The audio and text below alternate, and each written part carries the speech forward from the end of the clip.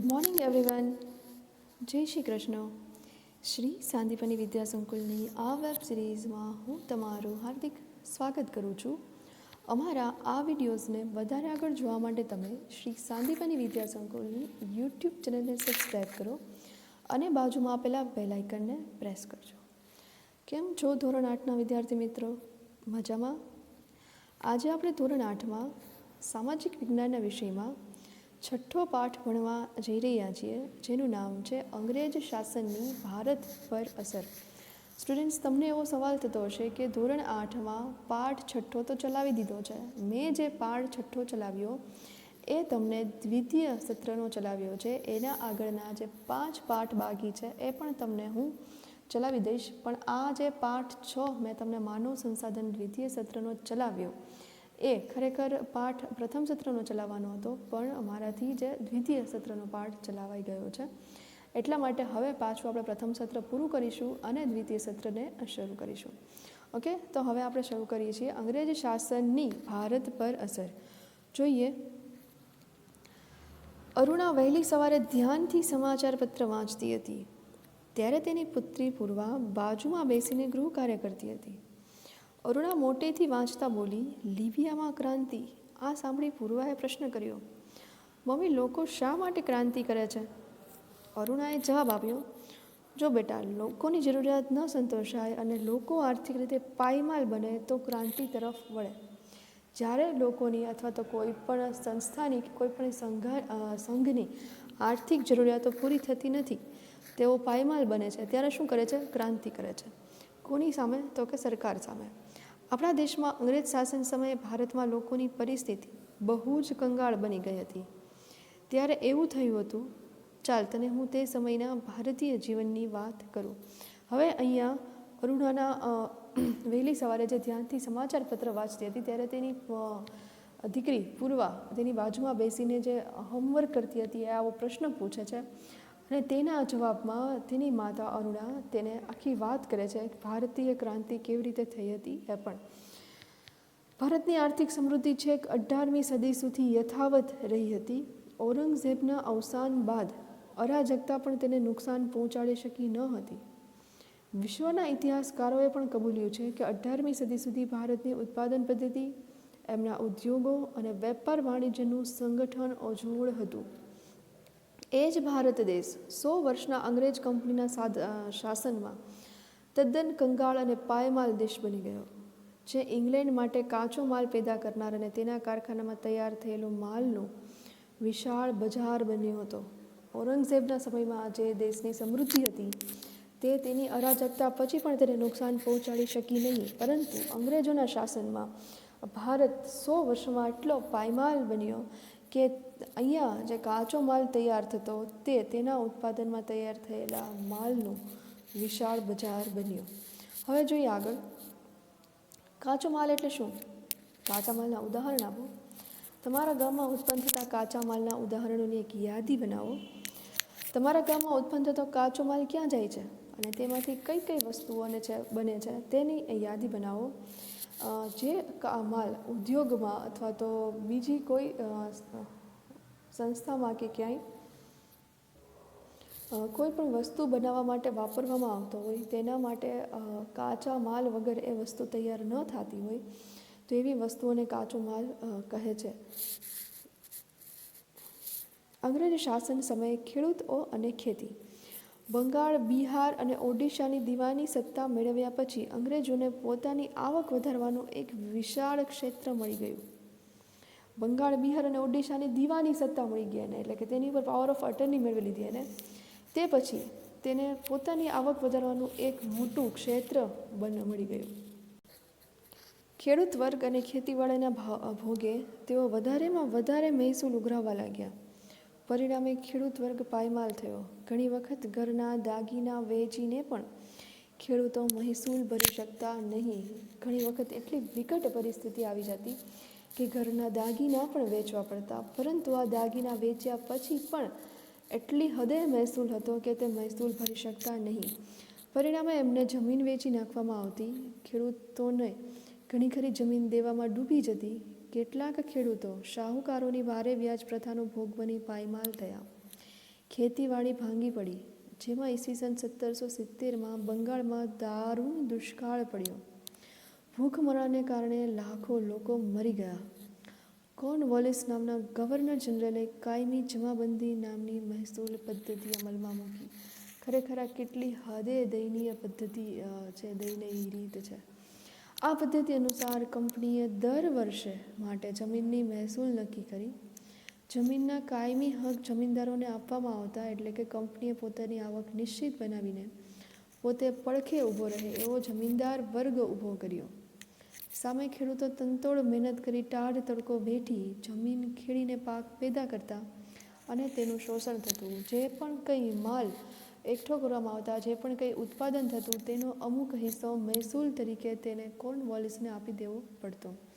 જમીન મહેસૂલ એટલે શું? આપણે ક્યાં ક્યાં કર ભરીએ છીએ તેની યાદી બનાવો. તે સમયમાં દુષ્કાળ પડે તો લોકોને ઓછી હાડમારી વેઠવી પડે. તે પછી અંગ્રેજ કાળમાં પારાવાર હાડમારી કેમ વેઠવી પડી હતી તે વિશે એક વિચારણા કરો, તે વિશે એક પ્રવૃત્તિ કરી શકાય, વિચારી શકાય. બરબાદ થયેલ ખેડૂત વર્ગ, અહીંયા તમે જોઈ શકો છો કે ખેડૂત વર્ગ જે છે તે બરબાદ થઈ ગયો છે. તેમનું ઘર, તેમની ખેતી કંઈ જ તેમની પાસે રહ્યું નથી અને અહીંયા તેઓ કેવી હાલતમાં બેઠેલા જોવા મળે છે આપણે જોઈ શકીએ છીએ. ચિંતાતુર અહીંયા છે. આ જે કોર્નવોલિસનું પિક્ચર છે, જેને ખરેખર આટલો બધો મહેસૂલ આ લોકો ઉપર નાખ્યો હતો. સમાજ જીવનને લાગ્યું ગ્રહણ. વોરન હેસ્ટિંગ્સના સમયમાં મહેસૂલ ઉઘરાવવાનું કામ જેને સોંપવામાં આવ્યું હતું તેને કલેક્ટર કહેવામાં આવતા. તેઓ ન્યાયાધીશનું કામ પણ કરતા. અંગ્રેજી રાજતંત્રના આવા વહીવટથી આપણા દેશની પુરાણી ગ્રામ સ્વરાજ્યની પ્રથા નાશ પામી. જે ન્યાય પ્રથા હતી આપણા દેશમાં જૂની, કે ગ્રામ પંચાયત હતી, એના બદલે હવે શું થયું કે જે લોકો મહેસૂલ ઉઘરાવવાનું કામ કરતા એ જ ન્યાયતંત્રનું પણ કામ કરતા, ન્યાયાધીશનું પણ કામ કરતા. તો ખરેખર જે સ્થાનિક લોકો પાસે સત્તા હતી તે પણ જતી રહી. જૂના વખતમાં દરેક ગામ એક નાના પ્રજાસત્તાક જેવું હતું. ગ્રામ પંચાયતો જ ગામડાનો બધો વહીવટ સંભાળતી. દેશની કરોડરજ્જુ જેવી આ ગ્રામ સ્વરાજ્યની સંસ્થા હતી. દેશની કરોડરજ્જુ સમાન આ ગ્રામ્ય સંસ્થા હતી, પરંતુ આ સંસ્થા જ પડી ભાંગી. જ્યારે આપણા શરીરનું કરોડરજ્જુ ભાંગી પડે ત્યારે આપણું શરીર લગભગ પોણા ભાગનું ઊભા પણ નથી રહી શકતા તેવા શરીરની હાલત થાય છે. તો આ જ હાલત બરાબર આપણા ભારત દેશની થઈ કે દેશની જ્યાં કરોડરજ્જુ હતી એ ગ્રામ સ્વરાજ્યની સંસ્થા જ ભાંગી પડી. બહારના આક્રમણો વખતે અને સલ્તનત શાસન વ્યવસ્થા વખતે પણ આપણી ગ્રામ સ્વરાજ્ય સંસ્થાઓ અડગ ઊભી હતી. અંગ્રેજોએ શરૂ કરેલી આ નવી શાસન પદ્ધતિથી આ સંસ્થા નાશ પામી. કંપની સરકારે સામાજિક સુધારણાની જે રીતે અપનાવી હતી તેને લોકોમાં ભય ઊભો કર્યો.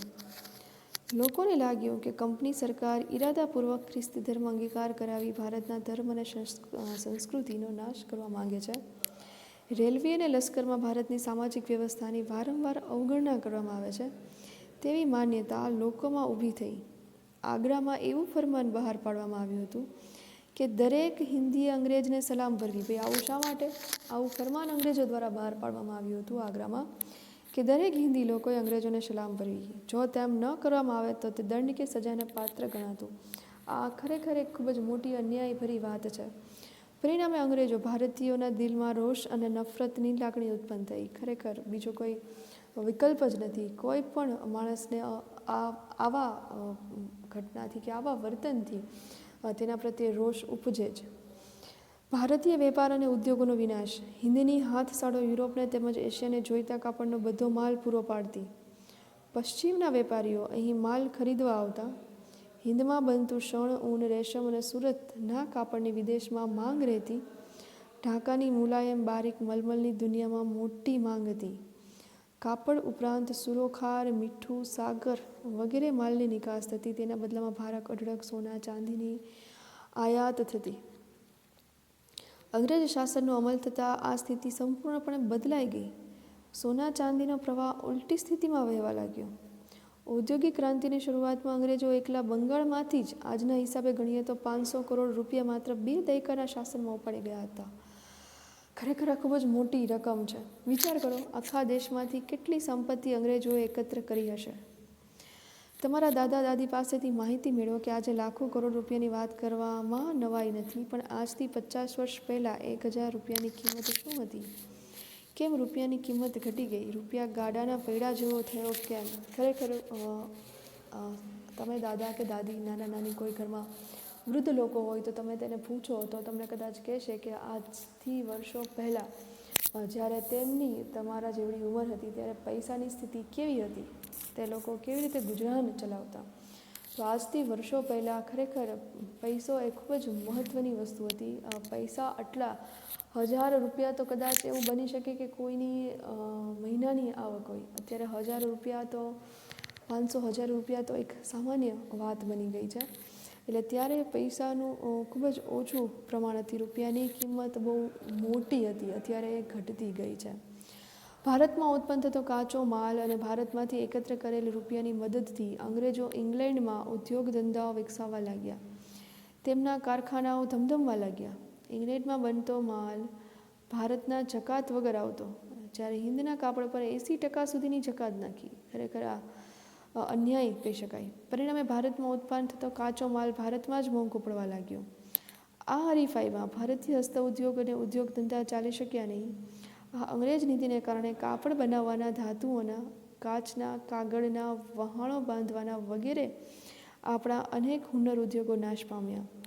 લાખો કારીગરો બેકાર બન્યા. ધીમે ધીમે ભારતના ગ્રામ્ય કારીગરોની ગરીબાઈ વધવા લાગી. વર્તમાન સમયમાં ગ્રામ કક્ષાએ ક્યાં ક્યાં ગૃહ ઉદ્યોગો જોવા મળે છે? વિચારો, તમે જ્યાં રહેતા હોય ગામમાં, ત્યાં પણ તમારે જોવું જોઈએ કે મારી આજુબાજુમાં જે ગામ છે ત્યાં ક્યાં ક્યાં હસ્ત ઉદ્યોગ, ક્યાં ક્યાં ગૃહ ઉદ્યોગ ચાલે છે. સુધારાઓ તરફ શંકા. વિલિયમ બેન્ટિક જ્યારે ભારતમાં ગવર્નર જનરલ બનીને આવ્યો ત્યારે ઇંગ્લેન્ડમાં ઉદાર વિચારસરણીનો ધીમે ધીમે ફેલાવો થયો. આ ફેરફારની થોડી અસર હિન્દુ સુધી પહોંચી.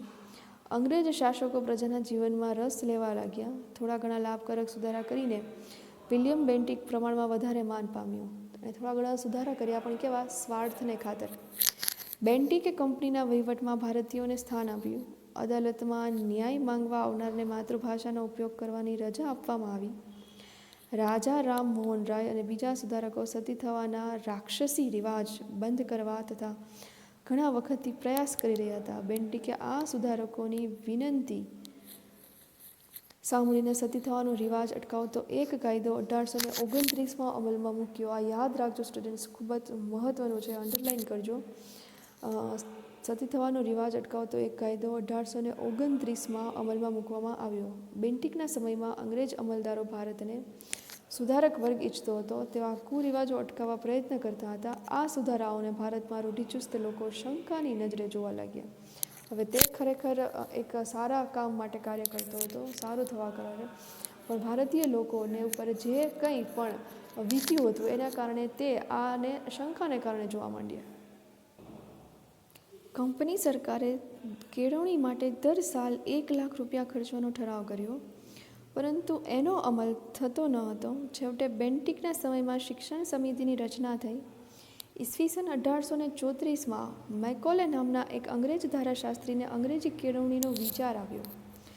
મેકોલેએ શરૂ કરેલ શિક્ષણ પદ્ધતિથી હિન્દી યુવાનોને જોઈએ તેવો લાભ મળ્યો નહીં. પોતાના પૂર્વજોએ વિકસાવેલી પ્રાચીન વિદ્યાઓ શીખવાનો લાભ ભારતીયો ગુમાવવા લાગ્યા.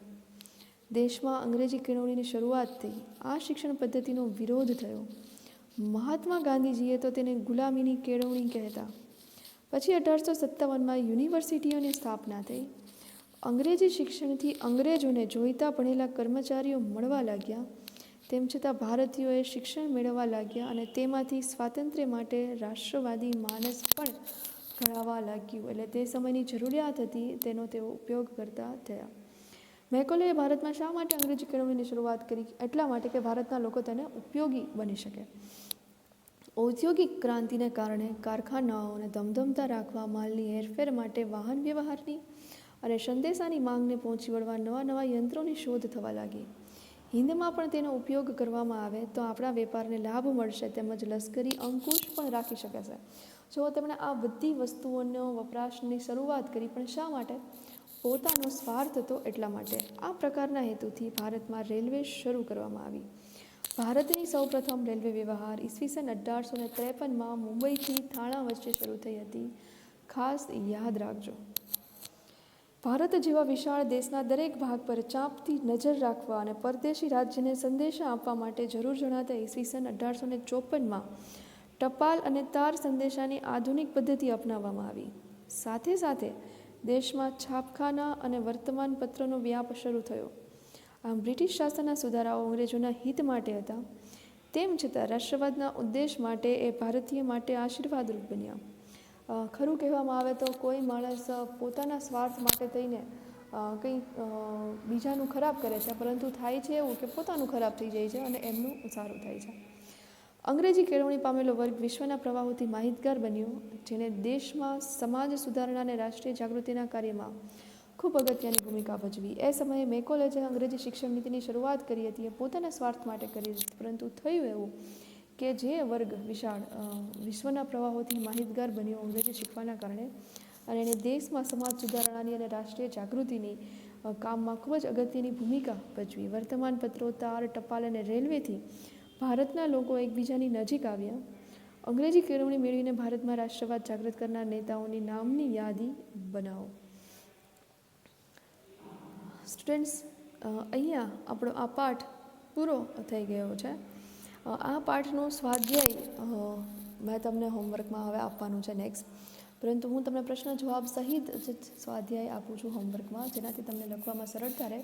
અને બધા વિદ્યાર્થીઓને જે પ્રશ્ન હતો કે ક્યાંથી પ્રશ્ન જવાબ ગોતવા, બધાને અલગ અલગ થાય, એ પ્રશ્ન હવે નહીં થાય. બધા જ વિદ્યાર્થીઓ એક જ પ્રશ્નના જવાબ લખશે. ઓકે, તો તમને મેં સ્વાધ્યાયનો અહીંયા નેક્સ્ટ પહેલો પ્રશ્ન આપ્યો છે. અંગ્રેજ શાસન સમયના ખેડૂતો અને વર્તમાન સમયના ખેડૂતો વચ્ચે શું તફાવત છે? આ પહેલો પ્રશ્ન છે. પછી બીજો પ્રશ્ન છે, અંગ્રેજો કરેલા સુધારાઓથી અંગ્રેજી શાસન અને ભારતના લોકોને ક્યાં ક્યાં ફાયદાઓ થયા? હવે છે ટૂંકા પ્રશ્નો. એમાં છે પહેલો અને ત્રીજો પ્રશ્ન મેં તમને અહીંયા આપેલો છે. બીજો પ્રશ્ન આ છે, અહીંયા છે. ઓકે, અને હવે ચોથો અને પાંચમો પ્રશ્ન છે. આપણું સ્વાધ્યાય એટલું જ હતું, એ મેં બધું તમને આપી દીધું છે. તમારે આ હોમવર્ક ફેરબુકમાં કમ્પ્લીટ કરવાનું છે. ઓકે સ્ટુડન્ટ્સ, હવે નેક્સ્ટ ફરીને મળશું નેક્સ્ટ વિડીયોમાં નવી એક્ટિવિટી સાથે, નવા પાઠ સાથે, નેક્સ્ટ આવનાર 7મા પાઠ સાથે. ત્યાં સુધી good bye. Thank you students.